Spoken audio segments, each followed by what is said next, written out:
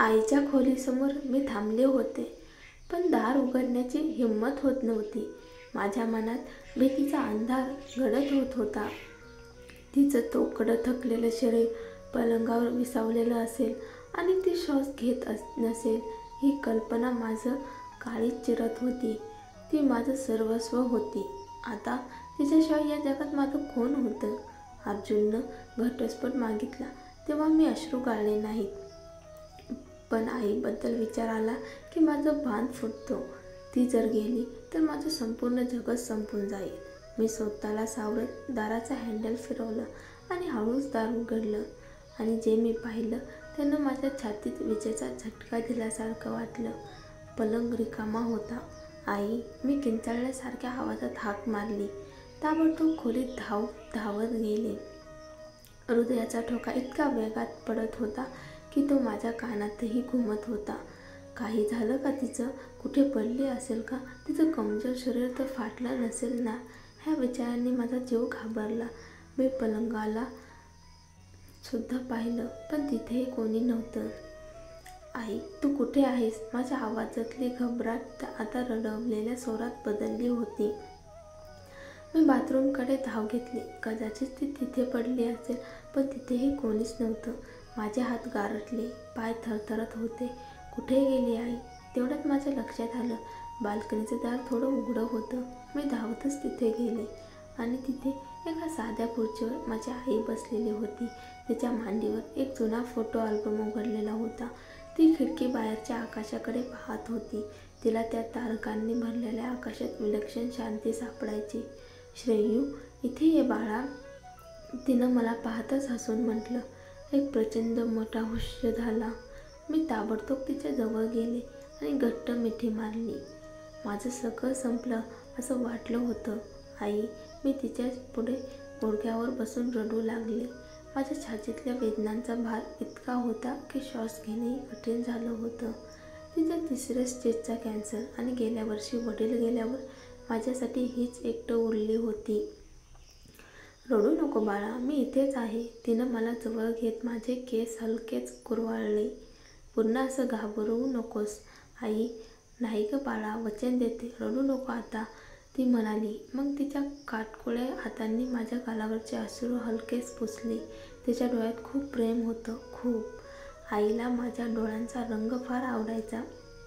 माझ्या डोळ्यांमध्ये हेटेरोक्रोमिया इरिडम नावाचा दुर्मिळ दोष होता. एक डोळा पाचूसारखा हिरवागार आणि दुसरा समुद्रासारखा निळा. तुझे डोळे जगातले सगळ्यात सुंदर आहेत श्रेया. तू विशेष आहेस, सर्वसामान्यांपेक्षा वेगळी. पण त्याग आणि जबाबदारीच्या ओझ्याखाली तू तुझं तारुण्य विसरलीस. कॉलेजही अर्धवट सोडलंस माझ्यासाठी. आई, तू माझ्यासाठी ओझं नाहीस, तू माझं भाग्य आहेस. मी तुला प्रेम करायला कधीही थकणार नाही. मी तिला मिठीत घेतलं. ते माझ्या प्रेमाचं एक साधं पण खरं दर्शन होतं. आई, आता उशीर झाला आहे, तू झोपूया. मी तुला माझ्या पलंगावर नेते. मी तिच्या मांडीवरच्या फोटो अल्बम बाजूला केला आणि तिला हलकेचं उभं केलं.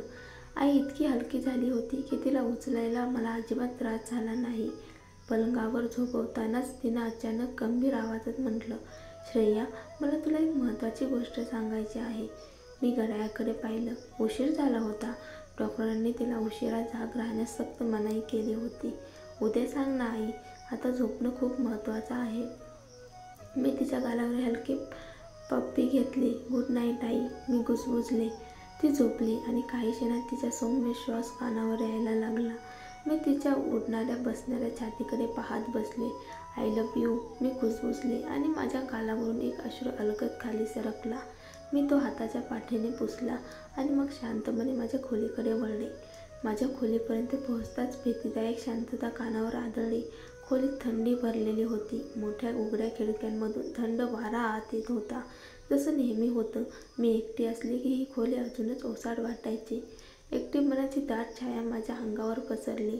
विचारांचा पूर डोक्यात उसळला आणि एका क्षणात त्या जुन्या माहोगनी टेबलावर ठेवलेल्या फोटो फ्रेमकडे नजर गेली. तो फोटो होता दिव्यांशचा, माझा 1 वर्षाचा गोंडस मुलाचा. त्याच्या चेहऱ्यावर हसणं होतं.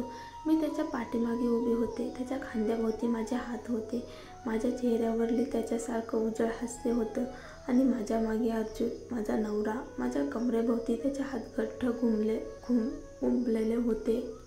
माझ्या मनात तो क्षण जिवंत झाला. तोच शेवटचा दिवस होता जो मी दिव्यांश आठवते. काही आठवड्यानंतर एका अपघातात तो मला कायमचा सोडून गेला. 2 वर्षे झाली त्या घटनेला, पण आजही मी स्वतःला दोष देते. माझं काही झालं असतं तरी चाललं असतं, पण माझ्या बाळाचं नाही. जर वेळेला मागे नेता आलं नसतं तर मी माझं शरीर ढाल म्हणून पुढं धडकलं असतं. तो जगायला हकदार होता, मी नाही.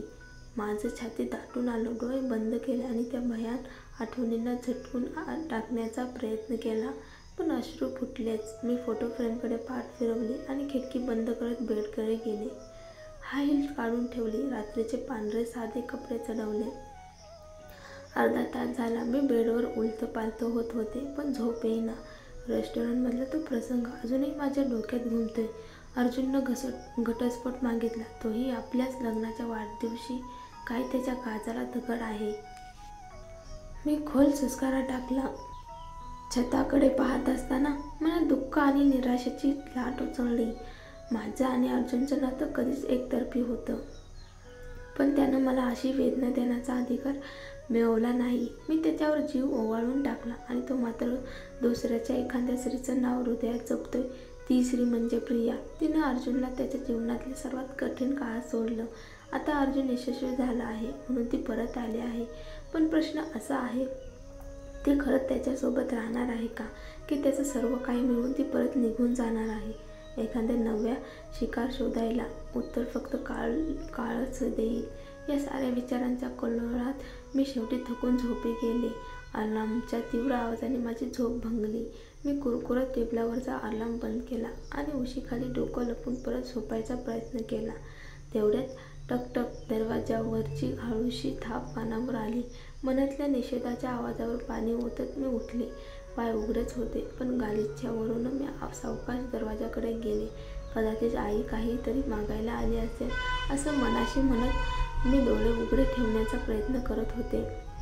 दरवाजा उघडताच समोर सुषमा उभी होती. तिच्या पांढऱ्या युनिफॉर्ममध्ये, चेहऱ्यावर सुंदर हसू, हातात एक बॉक्स माझ्या आवडत्या ब्लॅक फॉरेस्ट केकचा, आणि तिच्या बाजूला बसलेल्या व्हीलचेअरमध्ये आई. तिच्या ओठावर शांत पण हृदयाला भिडवणारं हसू. हॅपी 24वा वाढदिवस रिया, त्यांनी एकत्रितपणे म्हटलं. अगदी मी विचार करणार होते की हे सगळं काय आहे तेव्हाच